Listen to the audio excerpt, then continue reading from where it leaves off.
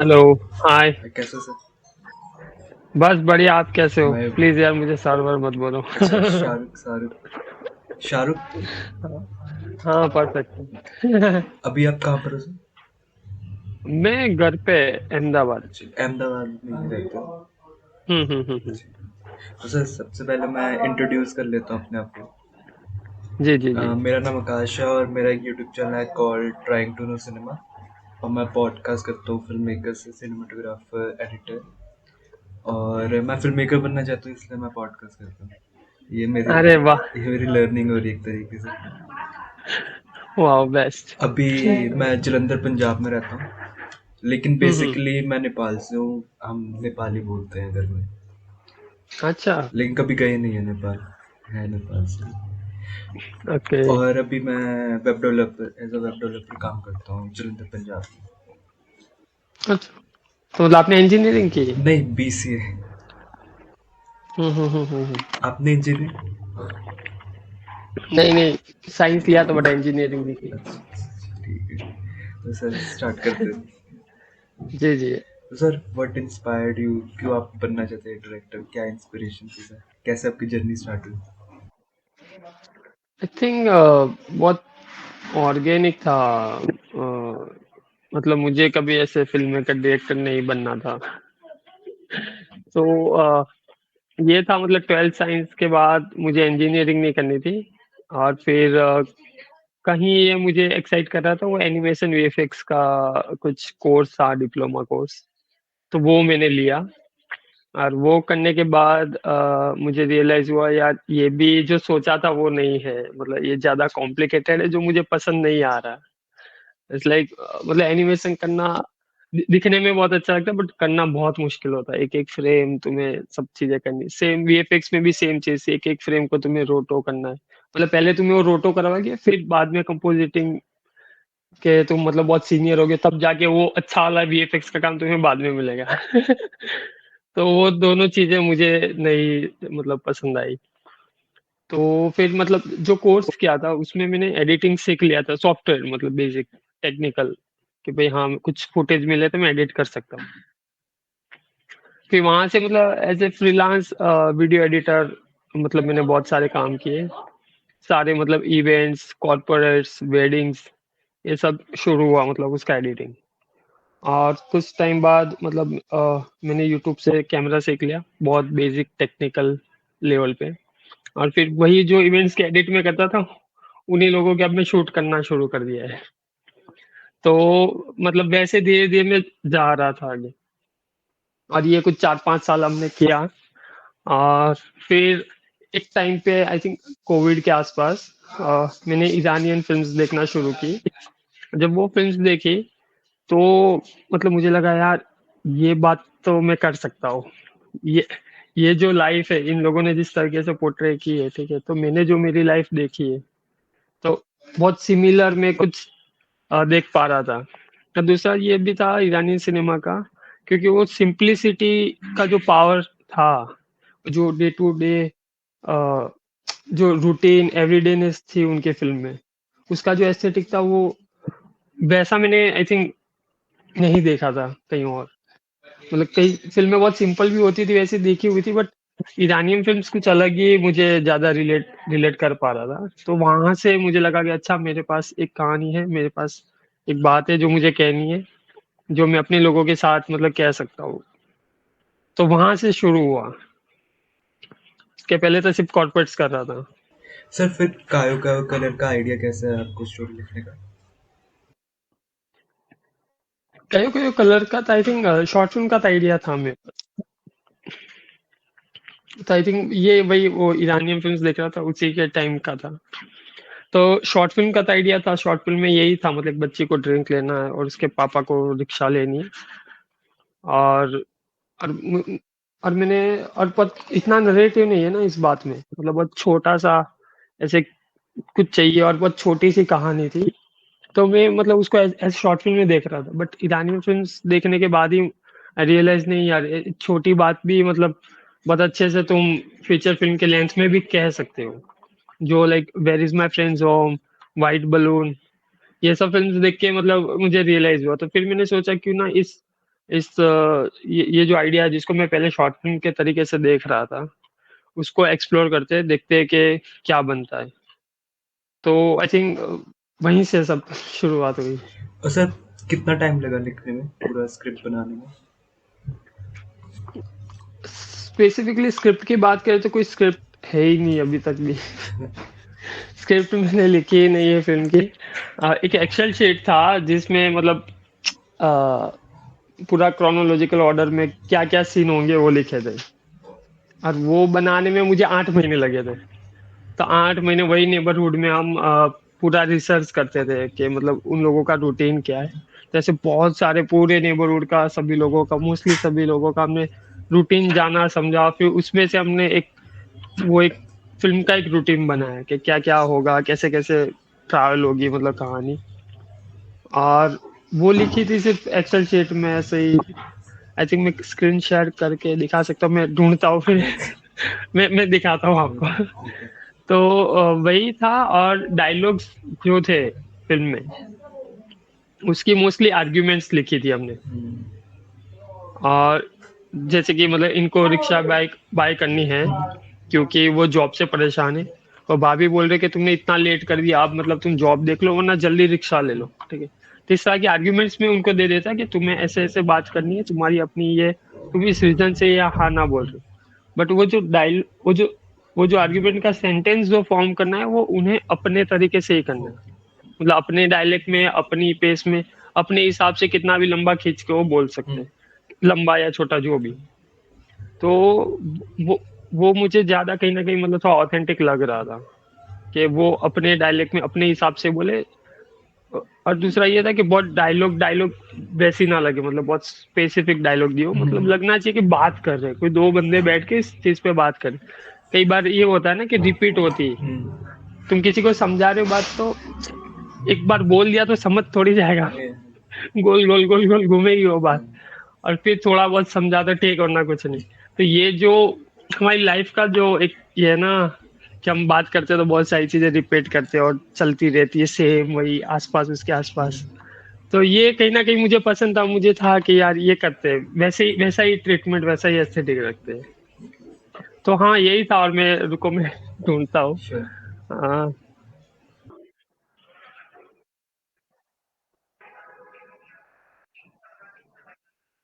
तो जैसे कि डे वन शुरू हुआ फजर, फजर की अजान से वेकअप 5 बजे का राउंड, मतलब ऐसे ही लिखा। देखो सो रहे, अजान स्टार्ट हुए, मॉम उठे, और फास्ट हिजाब, मतलब वो जो फटाक से एकदम पहन लेते हैं ना वो वाला। हाँ, फिर ये जो थ्रोइंग गार्बेज ब्रिक वाला पहले यहाँ सीन था जो एडिट में हमने बाद में डाल दिया है, फिर उसका ये सब था। तो जो ये इनिशियल ऐसे ही लिखा हुआ है, ठीक है, जिसमें कुछ चीजें है कुछ चीजें नहीं है, मतलब वो ऑर्डर चेंज हुआ एडिट में। फिर जैसे कि फाइनल आई थिंक यही होगा।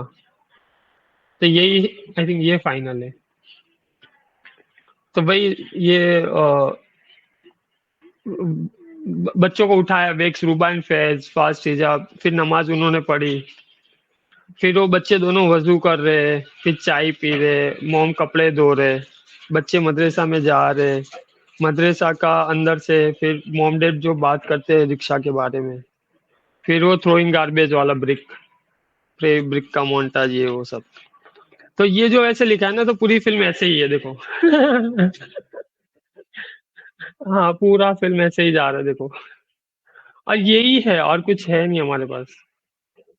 हाँ, लास्ट का एला रूट, ड्रैकुला शॉप, और ये वाला नहीं, हटा दिया था मैंने। गोड्स द मॉल, हाँ वॉल, जो भी मतलब आप ये समझिए। और फिर मैं दिखाना चाहूंगा आई थिंक कुछ कैरेज, मतलब ये बहुत बेसिक ऐसे ही रैंडम डायलॉग, जो सलाम किया भाई, अच्छी रिक्शा मिल गई, चलो सही, मतलब ये सामने वाले की आर्ग्यूमेंट कितने में पड़ी, 80,000 में पड़ी, 2014 का मॉडल है। अच्छा मैं फिर अभी 15,000 सिर्फ टोकन देना है, वो सस्ते में पड़ी कहवाए, मतलब वो अपने डायलेक्ट में बोल रहे कहवाए काइंड ऑफ। बस मिलने आया था, फेरे कब से चालू करना है, ये वो सब। तो ये जो ऐसे सब लिखा है ना, तो वैसा ही काइंड ऑफ सबका लिखा हुआ था। जैसे कि ये वो फिक्स स्ट्रक्चर था मतलब एक। हाँ, हाँ। हाँ, स्ट्रक्चर मतलब वो दिमाग में भी था और इस तरीके से था, बहुत बेसिक। क्या बोलेंगे इसको? अ, अ, हाँ, बहुत बेसिक तरीके से ही था, मतलब उतना कुछ इंडस्ट्री स्टैंडर्ड के हिसाब से कुछ वो किया ही नहीं था, मतलब वो कोई फॉलो ही नहीं किया था हमने। और बनाते गए धीरे-धीरे। और सीन भी फ़िल्म भी ऐसे ही शूट कर रहे थे हम। जैसे कि एक सीन का हमने प्रैक्टिस करवाया, 10-12 दिन चला। इनिशियली ज़्यादा लंबा चलता था, लेटर डेज़ में थोड़ा फ़ास्ट हो जाता था। तो इनिशियली 10-15 दिन तो लगता था एक सीन खड़ा करने में। तो वो हमने प्रैक्टिस किया उन बच्चों के साथ या एडल्ट्स के साथ, जिनके भी साथ। फिर जब भी हमें लगता था कि अच्छा हाँ, ये सब कॉन्फिडेंट है, ये कर लेंगे, तो फिर हम कैमरा लेके आते थे, कैमरा, साउंड और लाइट्स। फिर फाइनल ले लेते। आई थिंक एक 1 या 2 दिन में तो मिल ही जाता था हमें। और और सर, प्रोड्यूसर थे कोई, या आप भी मतलब प्रोड्यूस कर रहे थे? नहीं, मतलब हमारे इन्वेस्टर्स थे। हाँ, जो मैं पहले कॉर्पोरेट काम करता था, तो उन्हीं उन्हीं लोगों को हमने पिच किया था ये आइडिया। पूरा एक जो हमारे क्लाइंट थे, उनमें से एक क्लाइंट का पूरा ग्रुप था 11 लोगों का। अ, तो उन 11 लोगों को हमने पिच किया, उनमें से 9 लोगों ने हाँ बोला। और फिर एक बेसिक जो बजट बनाया था, उनमें से सबको थोड़ा, सबने अपने अपने हिसाब से कम ज्यादा करके वो पूरा बजट हमारा कवर किया। और उनके इन्वेस्टमेंट के थ्रू हमने ये बनाया। और sir, film black and white में क्यों थी? ब्लैक एंड व्हाइट में तो मतलब कयो कयो नाम होना और वो सीन होना, उसके पहले भी मतलब पहले ये नहीं था, ये सीन और ये नाम। तो ब्लैक एंड व्हाइट इसलिए थी क्योंकि इकोनॉमिकली ज़्यादा इजी था, मतलब ब्लैक एंड व्हाइट फिल्म बनाना मेरे लिए।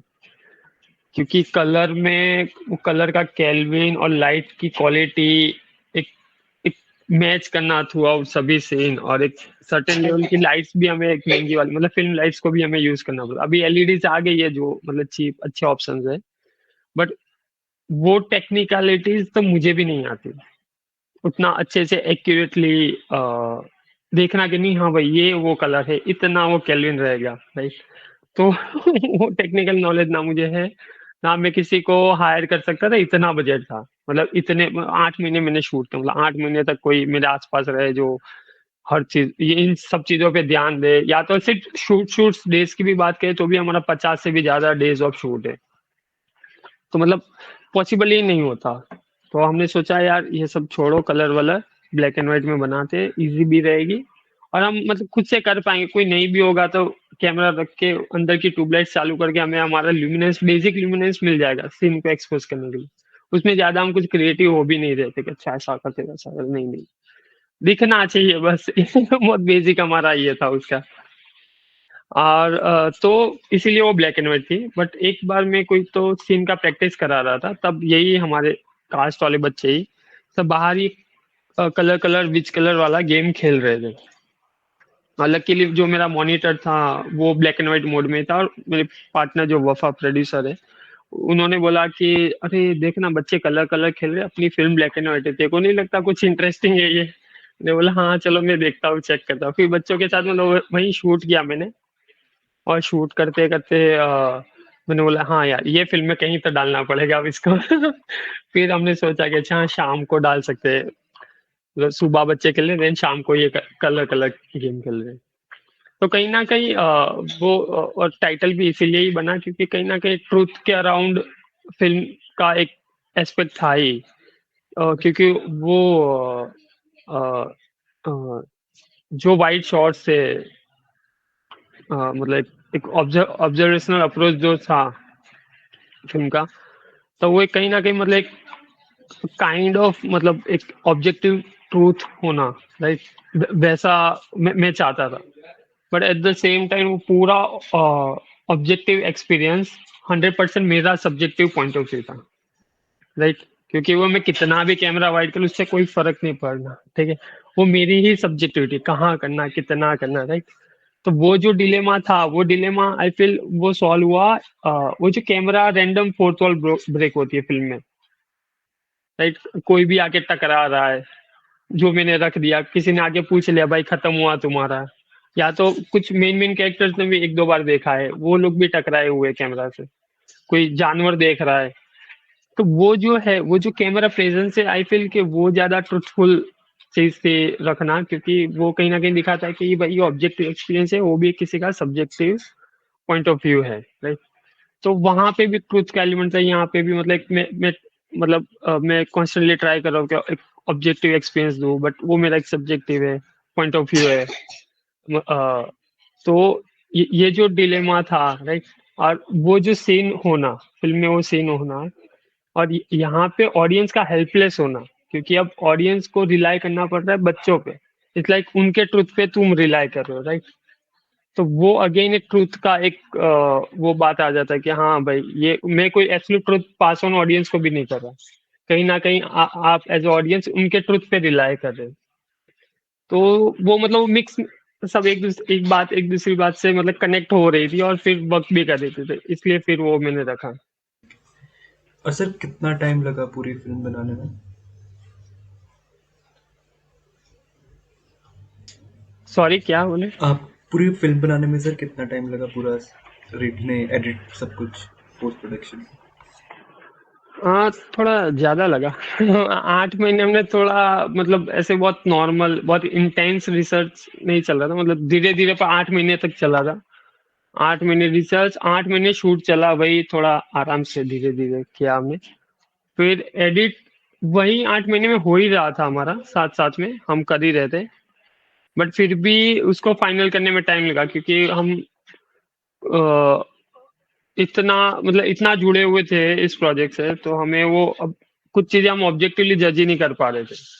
हमें समझ में नहीं आ रहा था कि अब यहाँ बस कट कर देना या नहीं करना, या तो उसको थोड़ा और लंबा भी रख सकते हैं।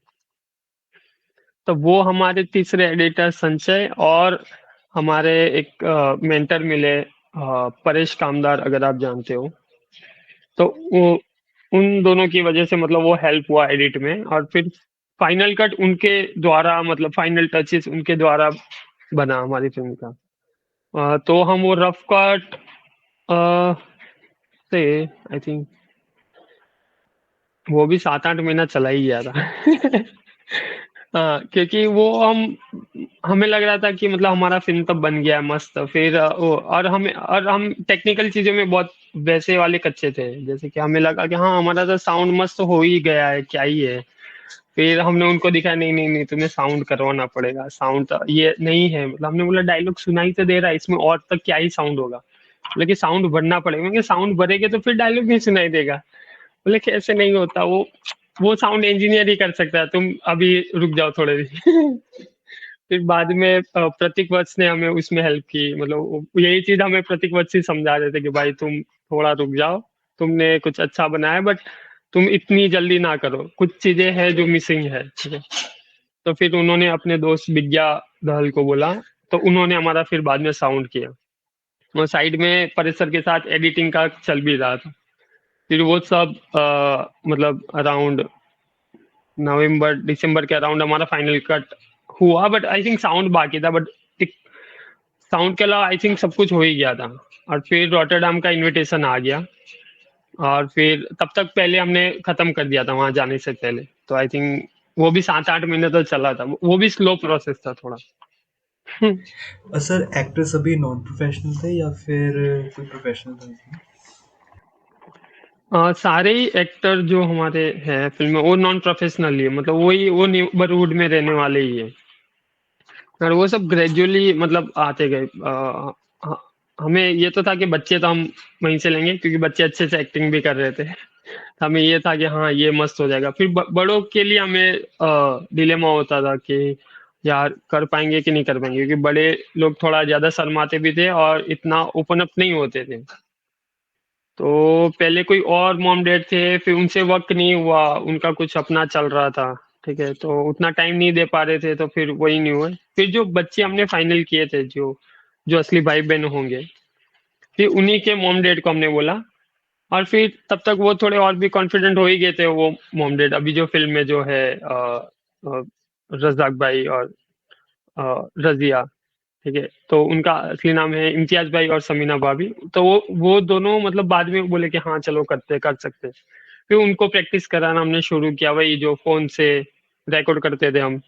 15-15 20-20 मिनट तक उनका वही आर्ग्यूमेंट्स हम लेते थे, और फिर उन 15-20 मिनट में से हम उनको उनकी 4-5 मिनट कौन सी बात करनी एग्जैक्ट, कहाँ से कहाँ जाना है, फिर वो हम उनको बाद में बताते। फिर फाइनल टेक कम ज्यादा होता था, इट्स फाइन, बट उसके अराउंड होता था हमारा, जो हमने फाइनल उनको जो बताया। तो हाँ मतलब ग्रेजुअली फिर सभी नॉन प्रोफेशनली मतलब जुड़ते गए। पहले हमें था कि एडल्ट्स के लिए मुश्किल होगा, बट फिर वहीं से मिल गए तो हमारे लिए इजी भी हो गया और अच्छा भी हो गया, कहीं ना कहीं बेटर भी था। और डायलेक्ट वहाँ के लोगों का अपना तो नेचुरली आता है, कोई बाहर का एक्टर होता तो आई थिंक मुश्किल होता, वो फिर थोड़ा अलग लगता। मे बी सबटाइटल ऑडियंस को नहीं पता चलता, बट जो यहाँ के हैं वो तो क्लियरली पकड़ लेते हैं, यार ये क्या नकली क्या बात कर रही है। और सर फिर कितना बड़ा क्रू था सर, कितने लोग थे क्रू में? जो प्रोडक्शन के क्रू की बात करें हम, तो सिर्फ मैं और वफा ही थे सेट पे पूरा 8 महीना, और कोई था ही नहीं। बाकी बच्चे हमारी हेल्प कर लेते थे हमारी, बच्चों को मतलब, और बच्चे धीरे धीरे तो बहुत सारी चीजें सीख भी गए थे, और स्पेशली आई थिंक साउंड, क्योंकि साउंड वफा कर रही थी और वफा छोटी मोटी चीजें सिखा देती थी। मैं कैमरा कर रहा था, मैं बच्चों को कैमरा छूने नहीं देता था, नहीं नहीं तुम्हें नहीं छूना है, क्योंकि वो तो कैमरा लेके उसी में फोटो खींचने लग जाते, वैसा करते थे वो। बोला, तुम मेरा कैमरा मत यूज करो, तुम जाओ साउंड के पास। तो क्रू में हम ही थे, मैं और वफा मेन, बाकी बच्चे थोड़ा हमारा देख लेते थे। और क्योंकि वाइड एक ही टेक था हमारा, जितना भी सीन था उसमें एक ही टेक था, तो वो सेटअप करने में मुझे इतना टाइम नहीं लग रहा था। मतलब ऑलरेडी मुझे पता है कि मुझे यहाँ आके वो टेक लेना, वो सब चीजें पता है, ठीक है। बची लाइट्स हम उतनी कोई फैंसी नहीं कर रहे थे, वहीं घर की ट्यूबलाइट्स ऑन करनी थी हमें, और वही करते थे। एक दो लाइट्स कहीं, दो लाइट्स थी हमारे पास, ज्यादा भी नहीं थी, वो दो लाइट्स कहीं डाल दी, चलो ठीक है यहाँ से कुछ रख लेते, थोड़ा ये कम ज्यादा लग रहा है या ऐसे कुछ कर लेते। तो बहुत इजी, मतलब वो 15-20 मिनट में वो हो जाता था, कैमरा 15-20 मिनट में रेडी हो गया। दो कैरेक्टर से मैक्स 4 कैरेक्टर होते थे हमारे, मतलब जिनको हम लेपल्स पहनाते, वो भी 15-20 मिनट में सीन उसका भी मतलब इजीली, जो भी था वो सब कुछ इजीली टेक्निकली हम हो ही जाता था। तो हमें कभी फील ही नहीं हुआ कि हाँ ये लेके आए वो लोग, कोई बड़ा क्रू होना चाहिए ये अचीव करने के लिए। और वो उसका लेटर में ये भी रियलाइज हुआ कि अच्छा हुआ नहीं भी था, क्योंकि ये इतना अच्छे से परफॉर्म नहीं करता, इतना नेचुरल। ये हमारे साथ 8 महीने पहले रहे, और अभी भी 2-3 महीने और हमारे साथ है, इसलिए इतना नेचुरली परफॉर्म कर पा रहे अपने, मतलब एकदम रियल में जगत के साथ झगड़ पा रही, या तो बात कर पा रहे एकदम फ्रीली। 15-20 लोग खड़े, दो बूम वाले खड़े, 4 लाइटमैन है, आर्ट वाला दो है, स्क्रिप्ट सुपरवाइजर है। तो मे भी कर लेते, बट थोड़ा मुश्किल होता, वो प्रोसेस भी अलग होता है। या ये जो इजीली हम जो धीरे धीरे जा रहे थे, उसमें आई थिंक नहीं थे, तो इट्स फाइन, मतलब क्योंकि ये चीज हम वहां से भी इंस्पायर हुए थे। रीमा दास की जो पहली फिल्म विलेज रॉक स्टार, तो उनमें भी मतलब कुछ उतना क्रू नहीं था, वो उनकी आई थिंक कजिन थे, और आई थिंक बच्चे उसमें भी हेल्प कर रहे थे। और वो वही होता है जी। क्योंकि जो जो बच्चा है वो जो बुली करता है सबको, ठीक है, तो वो हमारा क्राउड मैनेजमेंट, वो एक्चुअली खतरनाक बंदा है, मतलब वो बच्चा इतना वैसा नहीं कि सहमा हुआ, वो मतलब पूरे मोहल्ले को डराता है। तो हम उसको ही रखते थे कि यार वो पीछे 4 जन खड़े, हटाना उसको, तो चला जाइए इधर से, निकल यहाँ से। सब हट जाते थे। तो ये हो जाता था हमारा बच्चों के थ्रू भी काम। Okay. और वो एक डायलॉग भी है जब आपका कैमरा उसे टकराता भी है उसमें सीन में, और वो कहता है क्या मुंह में घुसा दे, कैमरा घुसा दे, ऐसा बोलता है। एक सीन है उसमें, मूवी में। कहाँ कैमरा घुसा दे बोलता है ऐसा? हाँ, मुझे भी याद है। वो है एक सीन मैंने नोटिस किया था, जब वो चिकन फाइट नहीं कर रहे होते, जब हाँ हाँ हाँ जब हाँ तीनों हाँ बच्चे, हाँ। उसमें बोलता है वो। अच्छा, वो टकरा जाता है, टकराए राइट, एक जन। टकरा हाँ, जाता एक जन टकरा जाता है, राइट, राइट। मुझे मुझे मतलब ये डायलॉग याद नहीं है, मतलब बहुत बैकग्राउंड में कोई बोला होगा, बट हाँ ये याद है कि वहाँ एक दो बार टकराते हैं बच्चे। वो बादशाह बादशाह को पकड़ लो, बादशाह को पकड़ लो, तब राइट। है। और सर जब रॉटरडैम में गई वहाँ पे कैसा रिएक्शन था, क्योंकि रॉटरडैम काफी बड़ा फिल्म फेस्टिवल है। हाँ, हाँ। तो रॉटरडैम का रिएक्शन बहुत अच्छा ही था, क्योंकि हम पहली बार ये फिल्म को दिखा रहे थे, और वो ऑडियंस फॉरेन ऑडियंस है, हम हमें भी मतलब ये जानने का बहुत एक्साइटमेंट था कि वो लोग हमारा जो कल्चर है, हमारी जो रहने करने जो है, ठीक है, उसको कैसे देख रहे हैं। तो वो एक तरीके से एक्साइटिंग था, हम भी मतलब क्यूरियस होके ही वहाँ घूम रहे थे। अच्छा, और ऊपर से फेस्टिवल भी बड़ा था, तो हम ये था कि हाँ और क्या क्या हो रहा है, कौन सी फिल्म है। तो और मेन वो था कि उनको ये लगता था कि जो एक लॉन्ग शॉट से एक टेंशन बिल्ड हो रहा था, राइट। तो फिर उन्होंने किसी ने तो पूछा भी था कि भाई मतलब इतना ऐसे आपने एक टेंशन बिल्ड कर रहे थे धीरे धीरे। मैंने बोला मैंने कोई टेंशन बिल्ड नहीं किया।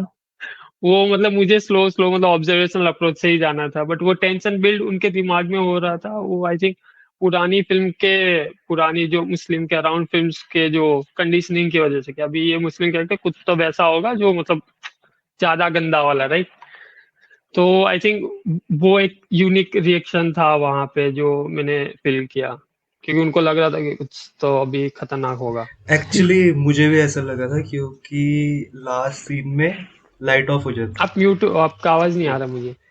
एक्चुअली मुझे भी ऐसा लगा था, क्योंकि लास्ट सीन में लाइट ऑफ हो जाती है और मुझे लगा कि हाँ, अब हाँ, राइट। अब मतलब कुछ होने वाला है। और वहां पे 2002 भी दिखा रहा है, क्योंकि मैं टाइमलाइन से भी थोड़ा सा कंफ्यूज हो रहा था कि अभी तक पता नहीं लग रहा था कि प्रॉपर टाइमलाइन क्या है। तो मुझे लगा कि कुछ हम्म। होगा, लेकिन वो थोड़ा सा वो होता है उसमें। हाँ, होता है, राइट, राइट, राइट। और सर अभी इंडिया में अगर किसी को देखनी हो तो वो कैसे देख सकता है, कोई अभी इंडिया में रिलीज? वो अभी तो हमें वैसे जैसे आगे बता, फिल्म बनाते बनाते बनाना सीखे हम, ठीक है। और और ये फेस्टिवल की जर्नी के थ्रू फेस्टिवल में कब कहाँ किसको देना, कब देना, कौन सा प्रीमियर बचा के चलना, ये भी वही फेस्टिवल करते करते सीखे। अभी डिस्ट्रीब्यूशन तक पहुंचे, तो अभी हम वो भी सीख रहे हैं, समझ में नहीं आ रहा, बट थोड़ा मुश्किल पार्ट है, बाकी दोनों पार्ट चाहिए। डिस्ट्रीब्यूशन पार्ट, क्योंकि अब अभी ये ओटीटीज का कुछ अलग ही थोड़ा सीन चल रहा है। मतलब वो प्रीफर करते पहले तुम थिएटर करो, थिएटर रिलीज करो, देन हम तुम्हें अच्छा रेट देंगे। सीधा आना है तो वो अच्छा रेट नहीं होगा, वो कुछ अलग ही अजीब सा रेट होगा। और ये भी बहुत आयरॉनिक चीज है कि ओटीटीज के आने की वजह से थिएटर का मार्केट गिरा। अब ओटीटीज ही बोल रहा है कि तुम वहां जाके वापस इधर आओ। तो ये कुछ अलग ही उनका चल रहा है, कैपिटलिस्ट अलग ही स्ट्रक्चर है अभी डिस्ट्रीब्यूशन का। और दूसरा, इंडी फिल्म्स और जिसका ऑडियंस थोड़ा नीश है, उसको वैसे भी डील मिलना मुश्किल है, क्योंकि बहुत ओवरफ्लो भी हो रहा है कंटेंट कंटेंट कंटेंट सब चीजों का। तो थोड़ा ढूंढ रहे हैं, मतलब कौन सा स्पेस है जो प्रॉपर है हमारे लिए। और सर प्लीज रेकमेंड कीजिए सर, कोई फेवरेट आपकी फिल्म्स और या फिर फिल्म मेकर्स। हाँ, फिल्म मेकर्स कर लेता, क्योंकि फिल्म्स तो यार बहुत सारी उनकी अलग अलग, और कई तो ऐसी है जो मैंने देखी भी नहीं है, बस मुझे पता है कि हाँ यार ये अच्छी है, मेरे को देखनी है। तो ईरानियन फिल्म मेकर्स, मतलब अब्बास किरोसामी, माजिद मजीदी, या फिर जाफर पनाही, मौसम मकबल, और फिर ये ताइवान से साइमिंग लियांग, एडवर्ड यांग, होजे होइसान, फिर ओजू, मतलब जापान से ओजू, और फिर मीगो गुची, और अभी ये हामागुची, और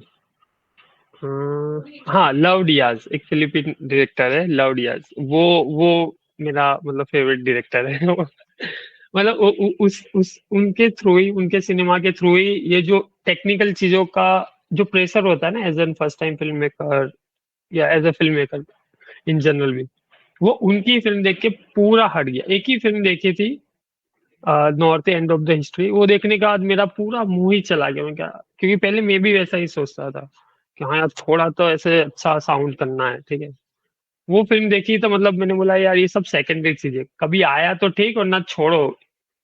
सिर्फ इससे ही अच्छी बननी वो जरूरी चीज नहीं। वो आई थिंक लवडियास की फिल्म्स देख के आया, क्योंकि बाकी इन सब फिल्म मेकर्स की भी प्रोडक्शन वैल्यू होती है, अच्छी खासी प्रोडक्शन वैल्यू। और एक और फिल्म मेकर है, होंग सोंग सू। हाँ, उनका फिल्म भी मतलब बहुत सादा फिल्म होता है, राइट। वो तो हाँ हर मतलब, साल ही फिल्म बनाते हैं, उनकी हर साल ही फिल्म बर्लिन में होती है। इस साल भी अरे बनाई हाँ इस बार भी जीत गए कुछ सिल कुछ सिल्वर सिल्वर बेल। हाँ जी। हाँ मतलब वो है, क्योंकि वो क्राफ्ट का जो टेक्निकल एस्पेक्ट के परे जाके वो बनाते हैं फिल्म को, और फिल्म का जो आर्ट का जो पॉसिबिलिटी है, ठीक है, मतलब एक आर्टिस्टिक पॉसिबिलिटी को एक्सप्लोर करते हैं अपने वे में। मतलब उसका भी कोई स्टैंडर्ड हो ही नहीं सकता, बट वो अपने वे में कुछ एक्सप्लोर करते हैं। और आई थिंक उन्हीं रीजंस की वजह से, और उनकी पूरी फिल्मोग्राफी भी बोलती है ना, मतलब उनके एक नए काम को पुरानी पूरी फिल्मोग्राफी भी बैक करती है, तो आई थिंक वो वर्क करता ही है वैसा आउटपुट। सर अभी आप कोई फिल्म शूट कर रहे हो या लिख रहे हो? मैं शूट तो कुछ नहीं कर रहा, मैं लिखने की कोशिश कर रहा हूँ अभी एक फिल्म। और सोच रहा हूँ, बहुत बेसिक आइडिया फिल्म मेकर्स के अराउंड बनाऊंगा, वैसा कुछ चल रहा है। बट अभी कुछ खास इतना नहीं लिखा है, बट हाँ, एक फिल्म मेकर के अराउंड होगी स्टोरी। और सर अगर किसी ने अगर आपके अंडर काम करना हो या असिस्ट करना हो कभी, तो वो कैसे आपको अप्रोच करे सर? यार ये असिस्ट वाला थोड़ा मुश्किल ही हो जाता है, क्योंकि अब सेकंड फिल्म कैसे बना रहा उस पर डिपेंड करता है। मतलब वो बड़े, मतलब अच्छा प्रोडक्शन मुझे बजट मिल रहा है कि नहीं मिल रहा, उस पर डिपेंड करेगा। और कंटिन्यूस 15-20 दिन का शूट है, या तो ऐसे ही चल रहा है, मतलब समझे, मतलब 8-9 महीने तक चल रहा है, कभी एक शॉट ले आए, कभी वो ले आए, कभी जो लेके आए वो पसंद नहीं आया तो वापस लेने गए। तो तो ये बहुत मुश्किल है फिक्स करना कि कब मुझे जरूरत है नहीं है। और तो वो प्रोडक्शन कैसा डिजाइन होता है आई थिंक उस पे है। और वो अभी अभी फिल्म ही नहीं लिखी, तो प्रोडक्शन डिजाइन तो बहुत दूर की बात हो गई, तो अभी कुछ बता नहीं सकता। और सर अगर अगर किसी ने फिल्म मेकर बनना है, क्या एडवाइस दोगे सर उन्हें? हाँ, टफ एडवाइस है यार, बाप रे। फिल्म आई थिंक एक पॉइंट के बाद ज्यादा फिल्म नहीं देखनी चाहिए, ये एडवाइस दूंगा मैं। मैंने नहीं देखी थी, मैं मतलब ये 1-1.5 साल जब शूट्स चल रहा था और थोड़ा बहुत चल रहा था, तब मैंने एक भी फिल्म नहीं देखी। मुझे याद है लास्ट में एक लवडियास का फिल्म देखा था, वही not the end of the history. उसके बाद कोई फिल्म नहीं देखा था मैंने, और देखना भी नहीं था। I think as an film maker हमें ट्राई करना चाहिए कि हम हमारा जो लाइफ एक्सपीरियंस जो जिए, ठीक है, और या तो जिनके बारे में तुम बना रहे हो, ठीक है, उनकी कहीं ना कहीं वो लाइफ आए तुम्हारी वो इमेज में। मतलब कई बार बहुत क्राफ्ट करने से वो लाइफ चली जाती है, क्योंकि वो फिल्म कंट्राइव्ड हो जाती है, ठीक है, बहुत थॉटफुली लॉजिकली कंट्राइव होती जाती है, लाइफ नहीं रहती। मतलब बहुत ऐसे एक सुपरफिशियल एक आर्टवर्क रहता है। तो बट फिल्म का क्वालिटी है उसमें एक लाइफ इमेज, एक लाइव इमेज हो, राइट। तो और वो लाना इजी भी और उतना मुश्किल भी है। तो कहीं ना कहीं और दूसरा मैं ये आसपास की बातें इसलिए कह रहा हूँ, क्योंकि दूसरा फिल्म मेकर जो नहीं बना पाते उनको उनको जो इंडस्ट्री वाले हैं ना, वही लोग मार देते हैं अंदर से। नहीं नहीं यार, फिल्म तो ऐसी थोड़ी होती है, फिल्म में तो ये होना चाहिए, वो होना चाहिए, और सब एक्स्ट्रा बातें होती है, सब ये वो होना चाहिए। और जनरली वो बातें सच भी होती है, बट बेचने के पर्सपेक्टिव से, बेचने के पर्सपेक्टिव से 100% सही है। ये बना के मैं भी अभी स्ट्रगल कर रहा हूँ, राइट। तो बेचने के पर्सपेक्टिव से वो जितने भी वो सो हवा वाली बात है वो सब ठीक है, बट किसी को फिल्म बना रही है, फॉर्म को एक्सप्लोर करना है, ठीक है, तो ये सब चीजें मैटर नहीं करती, मतलब मोटा मोटा। तो मतलब किसी भी टेम्पलेट में ना ही माने, अगर मतलब मेरे ये बोलने से मैं भी एक टेम्पलेट बना रहा हूँ, ठीक है, तो आप मुझे भी उतना ही अच्छे से रिजेक्ट कर दो, ठीक है, आप अपना तरीके से भी आप अपना बना सकते हो, राइट। तो बेसिकली फ्री रहो, जितना फ्री रहोगे इतना आर्ट फ्लरिश होगा, अदरवाइज तो वो